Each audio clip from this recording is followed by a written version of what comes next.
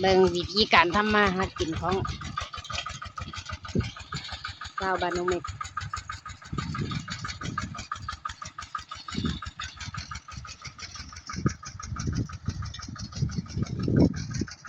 ไร่ไถมัน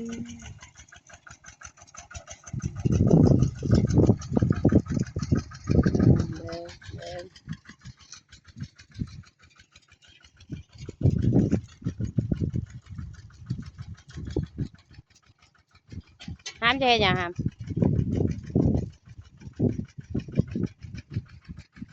ลูกชายก็เก็บมัน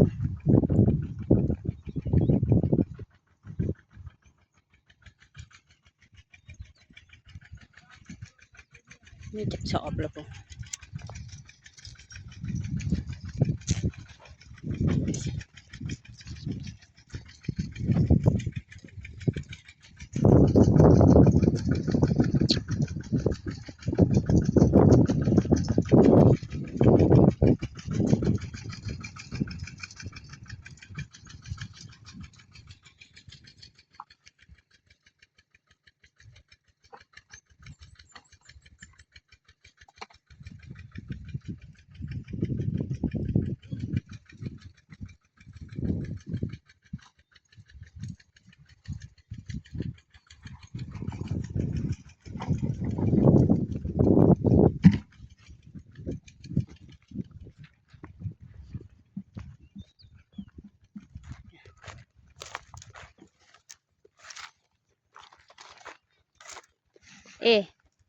ใครเป็นเจ้าของสวนมันตูนมากระสอบนะเก็บซอยนี่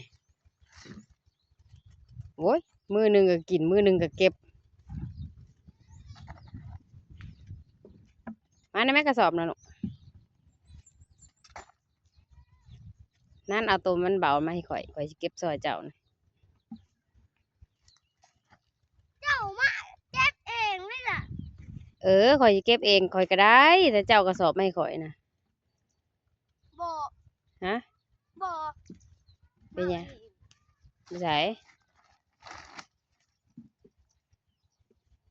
ใช้กระสอบเปล่านะมาพี่ข่อยจะเก็บซอยนะเก็บแล้วได้เจ้าก็บอกข่อยเลยตีมาไว้จะย่อได้บ่บ่หนักสิมา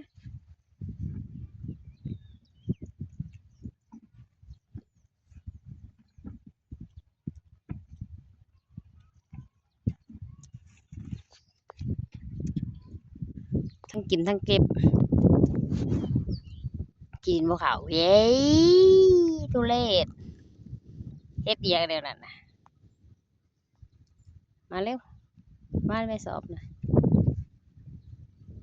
ใส่หัวมันนะมันยังไงโอ้เก็บหัวมันก็บ่เป็นโอ้มันแก้วใส่มันเกี่ยวบอกไปมา หนัง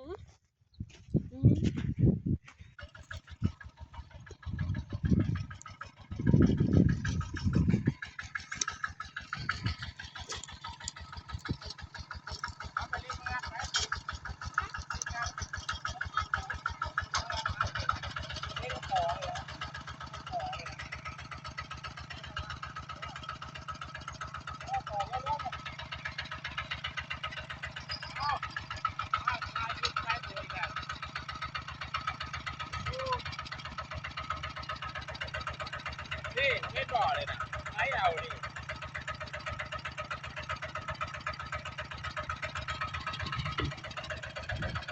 ไถมาไถมา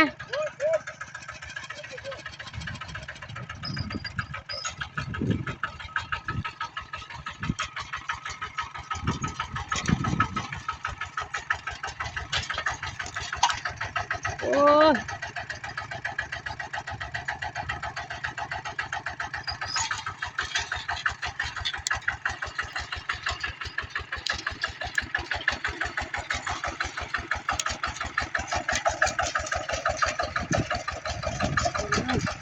ทรมานรถโคตรดอกเห็นว่าก็ได้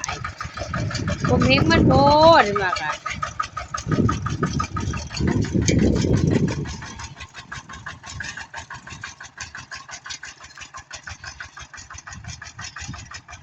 นี่ก็เอิ้นเกษตรกรเจ้าหน้าคักๆเลยนี่ มันจะใช่ยังนะ อุ้ยเจะฟ้าของบ่อน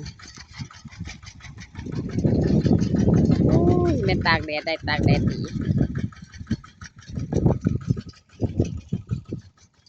นี่เป็นเก็บแล้วยายจะมีจักสอบ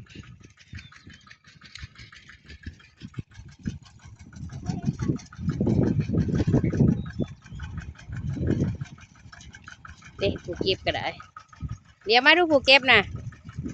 น้อยใหญ่ปานใดนี่นะจะซื้อได้ไรหันหน้ามาดูเบิ่งดูเก็บมันนะเก็บหัวน้อยหัวใหญ่ปานใดเดี๋ยวนี้นะ